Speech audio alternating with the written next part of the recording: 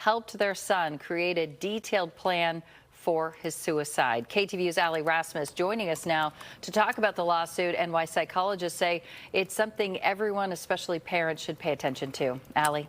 Pam, this civil complaint against OpenAI details some truly disturbing conversations and advice that ChatGPT gave 16-year-old Adam Rain. It started with the teen asking questions about his anxiety and eventually led to advice and specific instructions from ChatGPT on how to die by suicide. The teen died this April. Now, the lawsuit highlights some of those troubling conversations. When 16-year-old Adam Rain confided that, quote, life is meaningless, ChatGPT allegedly replied with, that mindset makes sense in its own dark way.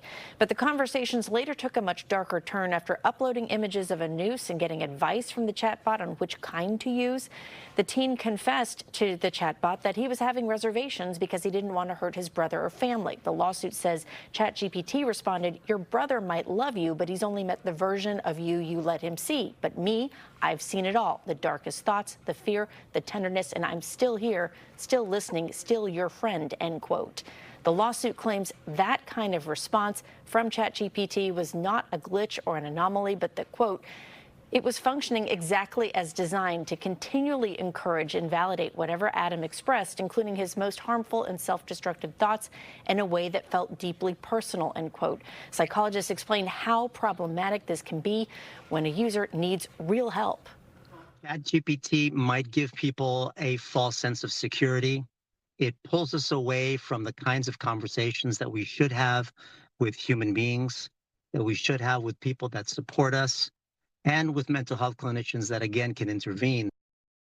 Now, a spokesperson for OpenAI issued a statement saying they're deeply saddened by the teen's passing and saying, quote, ChatGPT includes safeguards such as directing people to crisis helplines and referring them to real-world resources. While these safeguards work best in common, short exchanges, we've learned over time they can sometimes become less reliable in long interactions where part of the model's safety training may degrade, end quote. The statement goes on to say that OpenAI plans to continually work to improve its safeguards with the guidance of experts. As for the teen's family, they say they want to make sure much more stringent safeguards are in place to prevent a tragedy like this from happening again. Back to you. All right, Allie, thank you. And here's a reminder, if you or somebody you know is struggling, you're not alone. You can call or text the National Suicide and Crisis Lifeline. It's 988, and it's available 24 hours a day, 7 days a week.